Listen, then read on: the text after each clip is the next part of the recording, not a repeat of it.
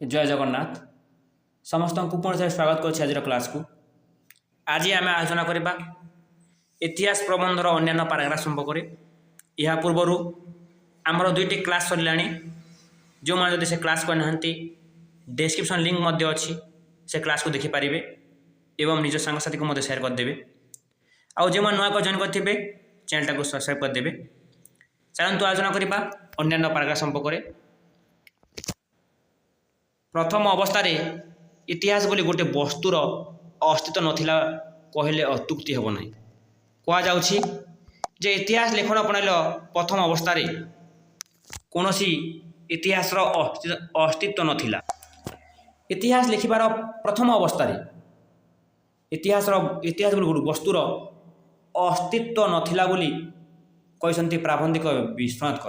कारण प्राथमिक अवस्था जो इतिहास लेखा जाउथिला से इतिहास रे साधारण जीवन कथा नथिला, साधारण मनुष्य धर्मर कथा नथिला, साधारण मनुष्य रीतिनीति कथा नथिला।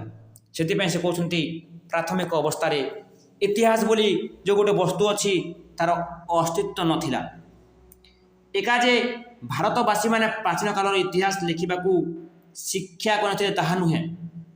जे जो भारतवासी मान प्राचीन काल भारतवासी माने जे इतिहास लिखा शिक्षा अध्ययन करते ताहा नुहे।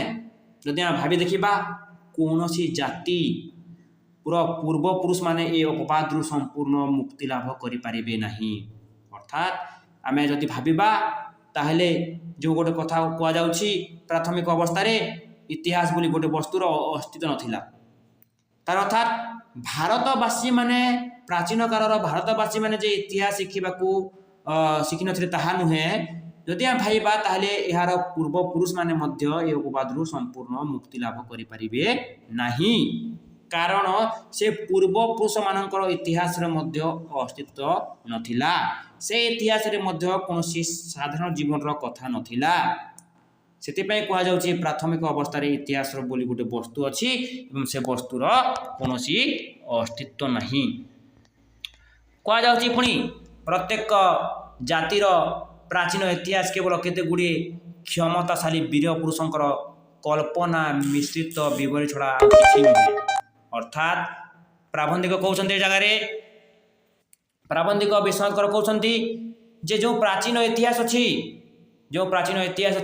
से प्राचीन इतिहास केवल केते गुड़े क्षमताशाली वीर पुरुष मानकर कल्पनार कथा वास्तविक कथा नुहे कल्पनार कथा स्थान पाई से इतिहास। से इतिहास अस्तित्व नहीं बोली प्राबंधिक विश्वनाथ कहते। पुणी से वीर माने देवता बा देववंशर जात एवं से मानकर कार्यकलाप अलौकिक। आम गोटे प्राचीन इतिहास कथा कह आम हिंदू जातिर रामायण कथा हो महाभारत कथा हो श्रीकृष्ण लीला हो एमती अनेक किसी अच्छी।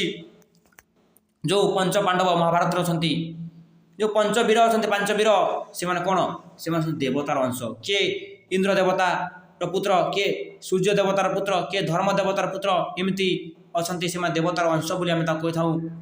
किए वायु देवता पुत्र, किए भीम से गोटे देवतार अंश। से कार्यकलाप अलौकिक तांकर कार्यकलाप अलौकिक वास्तव पर लगे एमती कार्यकलाप आउ देखिथे केते वीर राक्षस मान अच्छा आखिरू माने निआ बाहर करुवे पार्टी धूआं बाहर करुवे केमी कार्यकलाप अलौकिक।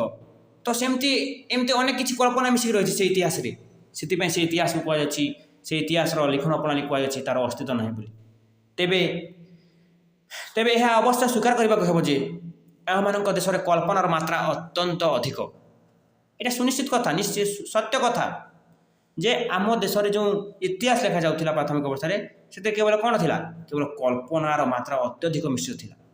केवल कल्पना ही आजिकल तुम मैंने गाँ गाँ ड्रामा देखुव विभिन्न प्रकार काल्पनिक नाटक मैंने निजे तैयारी कर नाटक निज मनर गोटे कहानी कर से काल्पनिक नाटक आउ पौराणिक नाटक ना।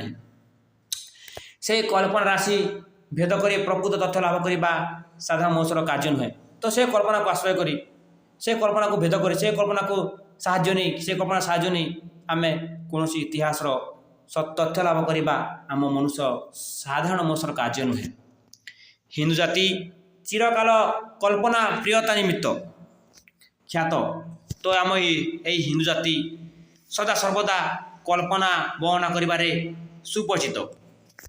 সকল বিষয়ে এমানে কল্পনার চরম সীমারে উপস্থান হয়ে ছাড়ি না প্রতি বিষয়ে সে কল্পনার আশ্রয় নিচ্ছেন এবং কল্পনার চরম সীমা পর্যন্ত যাই প্রতি কথার সে কল্পনা মিশ্রিত করছেন ছোট কথা বড় করছেন। এটা হিন্দু জাতির গোটে কল্পনা মিশ্রিয়তা নিমিত্ত খ্যাত বলে প্রাবন্ধিক বিশ্বনাথ করছেন। ଆମମାନଙ୍କ ଦେଶରେ ପ୍ରାଚୀନ ଚିକିତ୍ସା ଶାସ୍ତ୍ର ଯେପରି ସେ ରସିକତା ଭାବୁକତା ଅଳଙ୍କାର ଆଡ଼ମ୍ବର ସମାବେଶ ଦେଖାଯାଏ, ଅନ୍ୟ ଦେଶରେ କାବ୍ୟ ନାଟକ ଆଦିରେ ମଧ୍ୟ ତାହା ଦେଖାଯାଏ ନାହିଁ। ପ୍ରାଚୀନ ଚିକିତ୍ସା ଶାସ୍ତ୍ରରେ ଯେଉଁ ଚିକିତ୍ସା ଶାସ୍ତ୍ର ଅଛି ଆମମାନଙ୍କର ପ୍ରାଚୀନ ଚିକିତ୍ସା ଶାସ୍ତ୍ରରେ କ'ଣ ଅଛି? ରସିକତା ଅଛି, ରସକଥା ଅଛି, ଭାବୁକତା ଅଛି, ଭାବପଣିଆ କଥା ଅଛି, ଅଳଙ୍କାର ସୌନ୍ଦର୍ଯ୍ୟର କଥା ଅଛି ଏବଂ ଆଡ଼ମ୍ବର କଥା ମଧ୍ୟ ଅଛି ସେ ଜାଗାରେ। ତ ଅନ୍ୟ ଦେଶର ଇତିହାସରେ ଏମିତି ଦେଖିବାକୁ ମିଳେନି, ତାଙ୍କର କାବ୍ୟରେ କିମ୍ବା ନାଟକରେ ମଧ୍ୟ ଦେଖିବାକୁ ମିଳେନି। କେବଳ ଆମ ଦେଶର ସେହି ପ୍ରାଚୀନ ଚିକିତ୍ସା ଶାସ୍ତ୍ର ଦେଖିବାକୁ ମିଳେ। ସେ ଯାହା ହେଉ ପ୍ରାଚୀନ କାଳର ଏ ପ୍ରକାର କଳ୍ପନା ମିଶ୍ରିତ ବିବେଚନା ମାନେ ବିଶୁଦ୍ଧ ଇତିହାସ ବୋଲି କୌଣସି ବସ୍ତୁ ପାଇପାରୁନାହୁଁ। ତ ସେ ଯାହା ହେଉନା କାହିଁକି ସେ ପ୍ରାଚୀନ କାଳର ଗୋଟେ କଳ୍ପନା ମିଶ୍ରିତ ବିବେଚନା ଆମ ପାଖରେ କୌଣସି ବିଶୁଦ୍ଧ ଇତିହାସ ହିଁ ନାହିଁ। ସେଇଟା ହିଁ କେବଳ ଆମ ପାଖରେ ଗୋଟେ ପ୍ରମାଣ ସ୍ୱରୂପ କଳ୍ପନା ମିଶ୍ରିତ ହେଉ କି ଯାହା ବି ହେଉ ଗୋଟେ ବିବରଣୀ ଅଛି ଯାହାକୁ ଆମେ ଇତିହାସ ବୋଲି କହୁଛେ। କେଉଁଠାରେ ବା ଏହି ବିବରଣୀ ଇତିହାସ ଆଖ୍ୟା ପ୍ରାପ୍ତି ପାଉଛି ତ କେଉଁଠାରେ କାବ୍ୟ ନାଟକ ପୁରାଣ ଇତ୍ୟାଦି ଆକାରରେ ସ୍ନାନ କରୁଛି। ଅର୍ଥାତ୍ କିଏ ଏହାକୁ କହୁଛନ୍ତି ଇତିହାସ, କିଏ କହୁଛନ୍ତି କାବ୍ୟ, କିଏ କହୁଛନ୍ତି ନାଟକ, କିଏ କହୁଛନ୍ତି ପୁରାଣ, କିଏ କହୁଛନ୍ତି ଧାରଣ। ଆଜି ଆମେ ଯଦି ମହାଭାରତ କଥା କହିବା, ମହାଭାରତକୁ କହିବେ ଅନେକ ଲୋକ କାବ୍ୟ କହିବେ, ମହାଭାରତ ମହାକାବ୍ୟ ଅଟେ କହିବେ। କିଏ କହିବେ ନା ଏଇଟା ପୁରାଣ, କିଏ କହିବେ ନା ଏଇଟା ଇତିହାସ, ଏଇଟା ପୁରାତନ କଥା, ଏଇଟା ଇତିହାସ, କିଏ କହିବେ ନା ଏଇଟା ନାଟକ। ଏମିତି ଅନେକ କିଛି ତାର ଅନେକ ନାମ ଅଛି, ଯେ ନିଜ ଇଚ୍ଛାରେ ଯେ ଯେମିତି ନାମ ଦେଇପାରିଲା ସେମିତି କହୁଛନ୍ତି।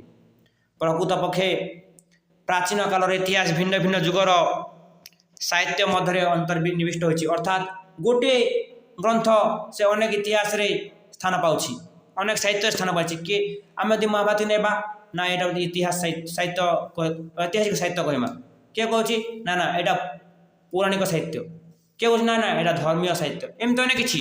ତ ଅତୀତ କାଳର ଇତିହାସ ଅନେକ ସାହିତ୍ୟରେ ସେ ଅନ୍ତର୍ଭୁକ୍ତ ହୋଇପାରୁଛି। ପ୍ରାଚୀନ ଧର୍ମଶାସ୍ତ୍ର ପର୍ଯ୍ୟନ୍ତ ଐତିହାସିକ ସାହିତ୍ୟରେ ପରିପୂର୍ଣ୍ଣ। ଅର୍ଥାତ୍ ପ୍ରାଚୀନ ଯେତେ ବି ଧର୍ମଶାସ୍ତ୍ର ଅଛି, ଯେତେ ବି ଧର୍ମଗ୍ରନ୍ଥ ଅଛି, ସବୁ କ'ଣ ଐତିହାସିକ ସାହିତ୍ୟରେ ବା ଐତିହାସିକ ସତ୍ୟରେ ପରିପୂର୍ଣ୍ଣ। ଯାହାକୁ ଆମେ କହିପାରିବା ଗୋଟେ ଉଦାହରଣ ଦେଇଛନ୍ତି କ'ଣ? ପୁରାତନ ବାଇବେଲ ଆମମାନଙ୍କ ବେଦ ତାହାର ଉଜ୍ଜ୍ୱଳ ପ୍ରମାଣ ସ୍ୱରୂପ। ତ ଆମର ବେଦ, ଆମର ଧର୍ମଗ୍ରନ୍ଥ, ପ୍ରଥମ ଧର୍ମଶାସ୍ତ୍ର ଯେଉଁଟା ଆମେ ବେଦ ବୋଲି କହିଥାଉ, ତାହା ତାର ଉଦାହରଣ ସ୍ୱରୂପ ଅଟେ। ବା ବାଇବେଲ କଥା ମଧ୍ୟ ସେ କହିଛନ୍ତି ଯେ ଏଇ ଧର୍ମଶାସ୍ତ୍ର ଗୁଡ଼ିକ କ'ଣ ଐତିହାସିକ ସତ୍ୟରେ ପରିପୂର୍ଣ୍ଣ। କେବଳ ତାହା ନୁହେଁ, ଭିନ୍ନ ଦେଶର ଭିନ୍ନ କାଳର ମନ୍ଦିର, ଗୃହ, ଖୋଦିତ ମୂର୍ତ୍ତି ଫଳକାଦିରେ ସେ ଦେଶର କାଳ ଇତିହାସ ଉଜ୍ଜ୍ୱଳ ଅକ୍ଷରେ ଲିଖିତ ହେଉଛି। ଯେ ସେଇ ବାଇବେଲ କଥା ନୁହଁ, ସେଇ ବେଦ କଥା ନୁହଁ, ଏମିତି ବି ଅନେକ କିଛି ଅଛି ଯେଉଁ ଦେଶର କାଳ ମନ୍ଦିରରେ ଅନେକ ଲେଖା ହେଉଛି, ଖୋଦିତ ମୂର୍ତ୍ତି ଅଛି, ଅନେକ ଫଳକାଦିରେ ଲେଖା ହୋଇଛି ଏବଂ କାଳର ଇତିହାସ ଉଜ୍ଜ୍ୱଳ ଅକ୍ଷରେ ଲିଖିତ ହୋଇଛି। ଆମ ଦେଶରେ ମଧ୍ୟ ଆମ ରାଜ୍ୟରେ ଖଣ୍ଡଗିରି ବା ଧଉଳିଗିରି ଏମିତି ଅନେକ କିଛି ଅଛି ଯେଉଁଠି ଅନେକ କିଛି ଆମର ଖୋଦିତ ହୋଇକି ଲେଖା ହୋଇଛି। ତାକୁ ଆମେ ଦେଖିପାରିବା ଯଦି ଯିବା ବୋଲି। ସୂକ୍ଷ୍ମ ଦୃଷ୍ଟି ସମ୍ପନ୍ନ ପଣ୍ଡିତମାନେ ମହିଷାବଳରେ ଏପରି ସାହିତ୍ୟର ନାନା ବିଭାଗରୁ ଏବଂ ପ୍ରାଚୀନ କୀର୍ତ୍ତି, ଖୋଦିତ ମୂର୍ତ୍ତି ଓ ଫଳକାଦିରୁ ଐତିହାସିକ ସତ୍ୟ ସଂଗ୍ରହ କରି ପ୍ରାଚୀନ ଇତିହାସ ନାମ ଗୋଟିଏ ଉପାଦେୟ ବସ୍ତୁ ଆମମାନଙ୍କ ସମ୍ମୁଖରେ ଉପସ୍ଥାପିତ କରିଛନ୍ତି। ଯେ ଯେଉଁ ସୂକ୍ଷ୍ମ ଦୃଷ୍ଟି ସମ୍ପନ୍ନ ବ୍ୟକ୍ତିମାନେ, ଦ୍ୱିତୀୟ ଶ୍ରେଣୀର ବ୍ୟକ୍ତିମାନେ, ଏମିତି ଅନେକ କିଛି ଅଛନ୍ତି, ସେମାନେ ତାଙ୍କର ପାଣ୍ଡିତ୍ୟ ବଳରେ, ମନୀଷା ବଳରେ ସାହିତ୍ୟର ନାନା ବିଭାଗରୁ, ପ୍ରାଚୀନ କୀର୍ତ୍ତିରୁ, ଖୋଦିତ ମୂର୍ତ୍ତିରୁ ଏବଂ ତାମ୍ରଫଳକରୁ ଏମିତି ଅନେକ କିଛି ଐତିହାସିକ ସତ୍ୟ ସଂଗ୍ରହ କରି ଆମ ନିକଟରେ ଗୋଟିଏ ଉପାଦେୟ ବସ୍ତୁ ଉପସ୍ଥାପିତ କରିଛନ୍ତି, ଯାହାକୁ ଆମେ ଇତିହାସ ବୋଲି କହୁଛେ। କିନ୍ତୁ ସେହି ସଂଗୃହୀତ ହଂସ ମାତ୍ର ପ୍ରକୃତ ଇତିହାସ ନୁହେଁ। ଅର୍ଥାତ୍ ଯାହାକୁ ସଂଗ୍ରହ କରିଛନ୍ତି ସୂକ୍ଷ୍ମ ଦୃଷ୍ଟି ପଣ୍ଡିତମାନେ, ଯାହାକୁ ସେମାନେ आम सम्मुखें उपस्थापित करते परिश्रम करी ताकू मध्य आमे प्रकृत इतिहास बोली कहि परिबा नै बोली प्राबंधिक मत देछन्ति। कारण कौन? कारण विशेष मत स्थापन किंबा कालादी निर्णय अथवा प्रत्नतत्वविद पंडित मान मध्य जे तुमुल संग्राम समय उपस्थित हुए एवं ताहार फलस्वरूप जे प्रकांड पुस्तक मान रचित हुए। अर्थात एठारे प्राबंधिक कहबाकू चाहछन्ति जे जो सूक्ष्म दृष्टि पंडित माने तांकर पांडित्य बल रे प्राचीन कीर्ति ठारू हो किंबा कोई तो मूर्ति हो किंबा विभिन्न प्रकार ताम्र फल करू हो ऐतिहासिक सत्य संग्रह कर जो नामक गोटे प्राचीन नामक इतिहास गोटे ग्रंथ लिखिसंती ताको आमे प्रकृत इतिहास कहि परिबा नाही। कारण ताकू नै मत विशेष मत स्थापन प्रकाश पाइछि। विभिन्न प्रकार ऐतिहासिक मत छन्ती विभिन्न प्रकार विभिन्न प्रत्नतत्वविद माने पंडित माने जे कोई तथ्य संग्रह करछन्ती के कहूछि गोटे समय आ गोटे कहूछि कालादी निर्णयार्थ अर्थात तांकर समय मध्य सठिक निर्णय हो पारु नै जहा पर तांक मध्य रे तुमुल संग्राम होछि। से समस्त मध्य प्रकृत इतिहास सेति से कहछन्ती जेहा प्रकृत इतिहास नहे। कारण प्रत्येक ऐतिहासिक प्रत्येक प्रत्नतत्वविद माने निज निज मत बदलछन्ती। के 1500 मसीहा कहला बेले के 1519 मसीहा कहूछि एमति तांको मसरे कालादी निर्णय तो समय निर्णय करिया मध्य द्वंद्व देखा देउछि। सेति पय तांको मध्य कोन अछि तुमुल संग्राम देखा जाउछि आ ताकू से प्रकृत इतिहास बोली कहू नांती। प्रकृत इतिहास से समस्तर पश्चात देश रे अर्थात प्रकृत इतिहास जेते भी इतिहास लिखा जायछि तार बहुत पछरे अछि बोली प्राबंधिक विश्वास कर कहउछन्ति। चिंताशील पाठक माने ता पाठ करबाकू असमर्थ होंती। जो पाठक माने चिंताशील से पाठक माने याकू पाठ करि परिबे बोली से कहउछन्ति। धन्यवाद। परवर्ती क्लास रे आमे आ अन्यान्य पैराग्राफ आलोचना करबा। कारण जदि अधिक पैराग्राफ आलोचना करबा वीडियो लॉन्ग हो जाउछि सेति पई छोट छोट वीडियो करबा आ छोटी छोटी क्लास करके याकू होय तो आमे इतिहास प्रबंध को 5टा ना 6टा क्लास रे भी सारिबा को चेष्टा करबा। जय जगन्नाथ।